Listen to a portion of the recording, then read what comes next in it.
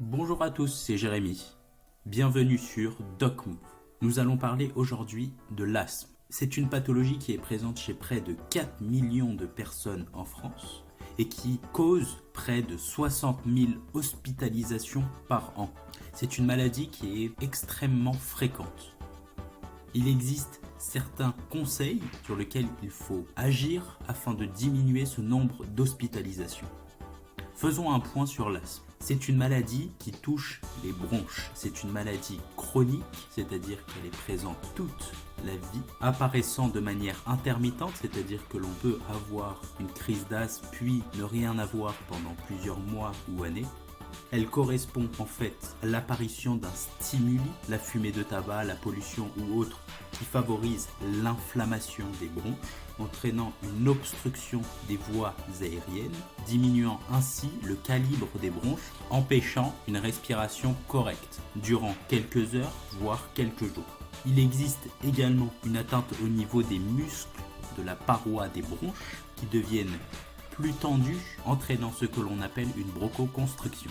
Cette pathologie peut apparaître lentement, progressivement, entraînant certains symptômes, c'est-à-dire une difficulté à respirer, un essoufflement, une respiration que l'on dit typiquement sifflante, une oppression thoracique, une irritation au niveau des bronches, entraînant une toux, généralement la nuit ou au réveil.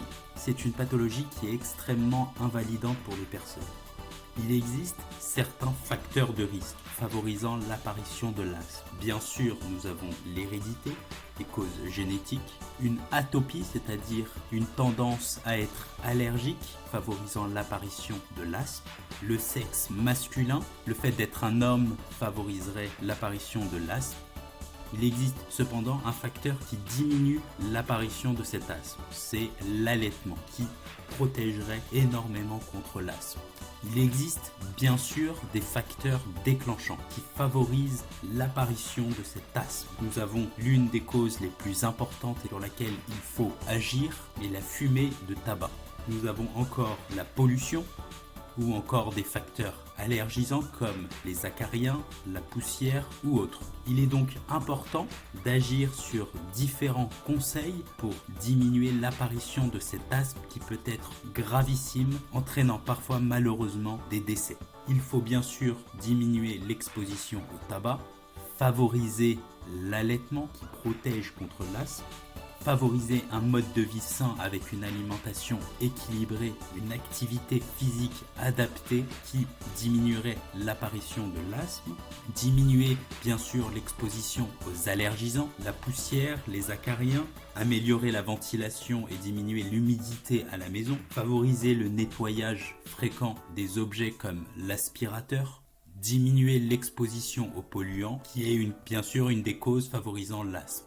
Il existe bien sûr un autre conseil pour les personnes asthmatiques et de toujours avoir sur soi son traitement de l'asthme car un asthme peut toujours réapparaître même si vous n'avez plus de symptômes depuis plusieurs mois ou plusieurs années.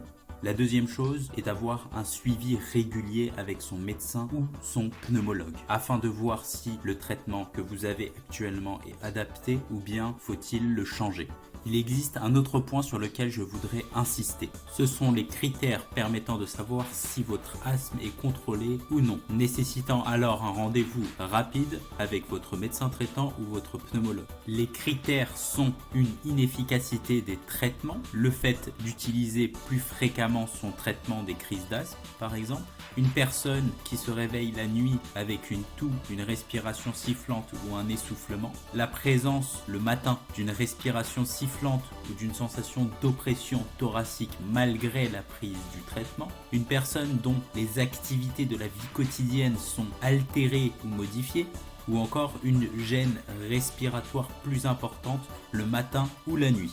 J'insiste énormément sur cette pathologie car il existe actuellement de nombreuses hospitalisations voire de décès dus à un mauvais contrôle de l'asthme. Je vois également de nombreux passages aux urgences dus à des crises d'asthme mal contrôlées. Il est donc important de refaire le point sur cette pathologie, de comprendre ce qu'est l'asthme et agir sur la prévention afin d'éviter éviter l'apparition de ces crises d'asthme qui peuvent être parfois gravissimes.